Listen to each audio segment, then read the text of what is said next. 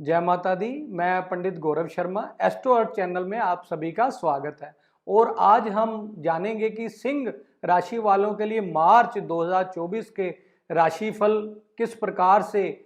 हमें अच्छे या अशुभ फलों की प्राप्ति होगी और किन सावधानियों का हमें इस मास में ध्यान रखना चाहिए। और ग्रह गोचर की अवस्था के अनुसार हम जानने का प्रयास करते हैं कि सिंह राशि वालों के इस मास में सेहत के या हेल्थ के पर्सपेक्टिव से किस प्रकार रहेगा, धन की इस मास में क्या स्थिति रहेगी, लव रिलेशनशिप या मैरिज के पर्सपेक्टिव से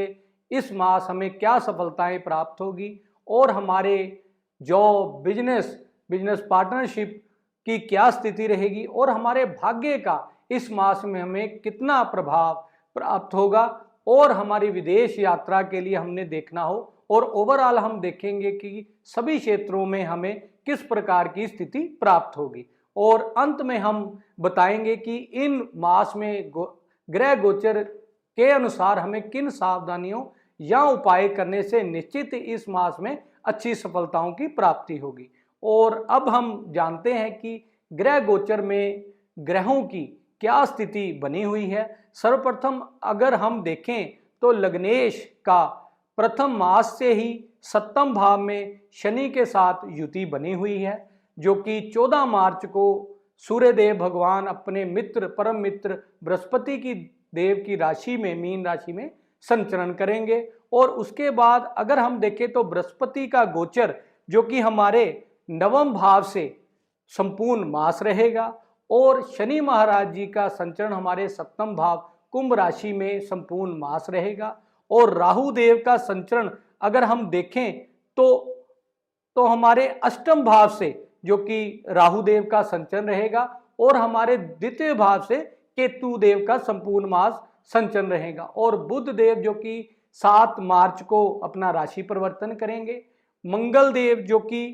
15 मार्च को राशि परिवर्तन करेंगे, और शुक्र देव जो कि 7 मार्च को अपना राशि परिवर्तन करेंगे। यानी कि 4 ग्रहों का इस बार राशि परिवर्तन इस मास में होगा। और अब हम जानते हैं कि सिंह राशि वाली जो कि सूर्य से अधिष्ठित राशि भी है, काफ़ी कमांडिंग नेचर और सूर्य प्रधान राशि और लीडरशिप क्वालिटी की राशि सिंह राशि मानी जाती है। इसलिए अब हम देखते हैं कि सूर्य की क्या स्थिति हमारे हेल्थ के पर्सपेक्टिव से सर्वप्रथम हम देखते हैं, जो कि लग्नेश की स्थिति हमारे सप्तम भाव से जो कि 14 मार्च तक रहेगी। इसलिए हमें लगभग आधा मास हमें निश्चित ही बहुत अच्छी सफलताएं प्राप्त होगी। उसके बाद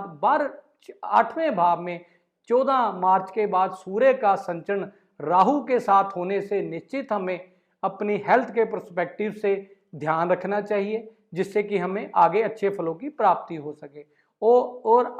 अब हम अगर बात करें तो धन की क्या स्थिति रहेगी। हमारे दूसरे भाव में केतु का संचरण संपूर्ण मास रहेगा, लेकिन धनेश जो कि बुध देव बनते हैं उनका संचरण 7 मार्च तक कुंभ राशि में हमारे सप्तम भाव सूर्य बुधाते योग होने से निश्चित हमें धन के पर्सपेक्टिव से अच्छे फलों की प्राप्ति होगी। लेकिन 7 मार्च को जैसे ही हमारे धनेश बुध जो कि अपनी मीन राशि जो कि उनकी नीच राशि भी है उसमें प्रवेश होने से निश्चित हमें धन के किसी भी आदान प्रदान में अवश्य ही सावधानियां बरतनी चाहिए, और किसी भी तरह का उधार में लेन देन में हमें अवश्य ही सावधानी देनी चाहिए। और अब हम अगर बात करें तो सप्तम भाव जो कि हमारे मैरिज के सुखों का, हमारे बिजनेस पार्टनरशिप का हम देखते हैं, उसमें लग्नेश की स्थिति जो कि 14 मार्च तक बनी हुई है, और साथ में शनि का संयोग बनने से हमें मैरिज के किसी भी पर्सपेक्टिव में अवश्य ही ध्यान रखना चाहिए। अपने बिजनेस पार्टनरशिप में भी सावधानी का योग हमने अवश्य ही देखना चाहिए, जिससे कि निश्चित हमें कहीं ना कहीं सूर्य शनि की युति सप्तम भाव में होने से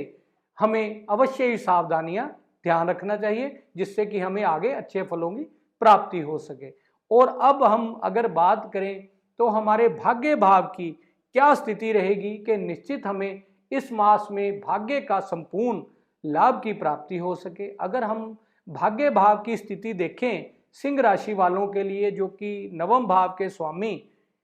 मंगल देव बनते हैं और उसमें बृहस्पति का गोचर संपूर्ण मास में रहने से निश्चित ही हमें, जो कि हमारे लगन पर भी भाग्य भाव की दृष्टि बृहस्पति की होने से निश्चित हमें भाग्य में अच्छे फलों की प्राप्ति होगी। और मंगल का भी गोचर जो कि 7 मार्च तक अपने उच्च राशि में रहेगा, निश्चित ही हमें जॉब में, प्रोफेशन में या अच्छे फलों की प्राप्ति होगी। और अब हम अगर बात करें अपने कर्मधिपति जो कि शुक्रदेव बनते हैं सिंह राशि वालों के लिए, बहुत सुंदर स्थिति हमारे मंगल के साथ शुक्र की बनने से निश्चित हमारे कार्य क्षेत्र में जो भी व्यवधान आ रहे होंगे वह इस मास में दूर होंगे और निश्चित हमें अच्छे फलों की प्राप्ति होगी। लेकिन सिंह राशि वालों के लिए अब हम उपायों के बारे में बात करते हैं कि किन सावधानियों या उपायों का हमें अवश्य ही ध्यान रखना चाहिए जिससे निश्चित इस मास में अच्छी सफलता की प्राप्ति होगी। जैसे कि इस मास में 4 ग्रहों का गोचर बहुत ही महत्वपूर्ण होगा जिससे कि हमें ध्यान रखना चाहिए। जैसे कि 7 मार्च को बुध देव अपनी नीच राशि में राहु के साथ संचरण करेंगे और उसके बाद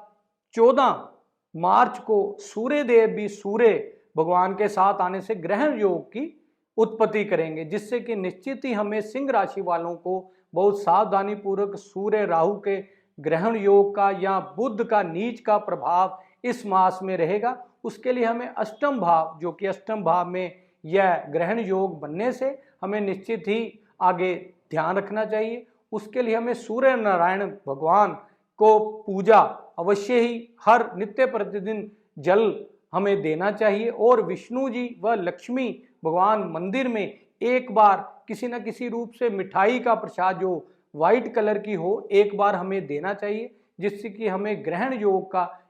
फल ना मिल सके और हमारे कार्य में जो भी व्यवधान आए वह दूर हो सके। और एक बार पीपल पर